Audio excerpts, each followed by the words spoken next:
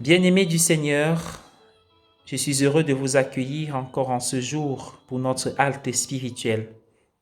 Je vous souhaite la bienvenue. Nous sommes nombreux à suivre cette aventure merveilleuse où la parole de Dieu éclaire notre vie, notre journée. Dieu veut habiter chez nous, comme il le dira à Zachée dans l'Évangile. Avec l'Église universelle, nous faisons mémoire de Sainte Élisabeth de Hongrie en ce 17 novembre 2020. Une sainte qui a connu l'épreuve de manière précoce, mais qui a su laisser la grâce de Dieu rejaillir en charité et en prière dans sa vie. Qu'elle nous éclaire aussi, qu'elle nous aide et nous accompagne dans notre marche. L'évangile d'aujourd'hui est un extrait de Luc au chapitre 19, les versets 1 à 10. Installez-vous bien. Vous avez remarqué que depuis quelques jours, la première lecture est tirée du livre de l'Apocalypse. Il parle des fins dernières. Justement, nous avançons vers la fin de l'année liturgique avec bientôt la solennité du Christ roi de l'univers.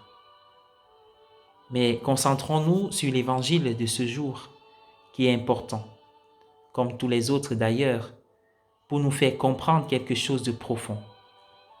L'histoire de Zachée racontée dans l'évangile est un exemple particulièrement clair de l'un des principes les plus fondamentaux de la vie spirituelle, à savoir que la réforme morale suit plutôt qu'elle ne précède l'arrivée de la grâce. La plupart d'entre nous sont dans une logique, comme Thomas Merton le dirait, prométhéenne. Il appelle l'attitude prométhéenne. C'est le point de vue selon lequel, tout comme Prométhée devait voler le feu aux dieux, nous devons gagner l'amour divin en vivant héroïquement certaines exigences morales. Mais c'est précisément cela qui fait reculer les choses. La grâce de Dieu passe toujours en premier et souvent de manière inattendue. Ensuite, elle fonctionne avec la coopération du bénéficiaire, bien sûr, et nous conduit à un renouvellement complet. Zachée est décrit comme un collecteur d'impôts en chef, ce qui signifie qu'il était vraiment un homme mauvais. Il ne méritait pas la grâce, mais le Seigneur a accepté Zachée, même s'il était inacceptable. Et de cette invasion de la grâce est née une réforme morale. Le percepteur ne mérite pas l'amour de Jésus par sa démonstration d'excellence morale. Au contraire, sa démonstration d'excellence morale découlait de l'amour non mérité de Jésus.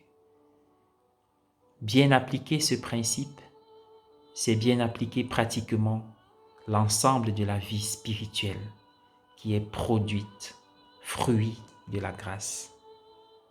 Alors, aimons fort, acceptons la grâce et laissons-la agir en nous. Bonne journée à tous et à chacun. Je vous invite à prier avec moi. Au nom du Père et du Fils et du Saint-Esprit. Amen. Descends chez nous, Seigneur, car le péché nous tient et nous avons besoin de ta présence pour nous libérer. Viens demeurer chez nous, pour nous faire descendre de notre piédestal d'orgueil de suffisance afin de vivre dans l'humilité. Demeure chez nous, Seigneur, pour nous apprendre à vivre dans la vérité et toujours partager l'amour et la grâce autour de nous.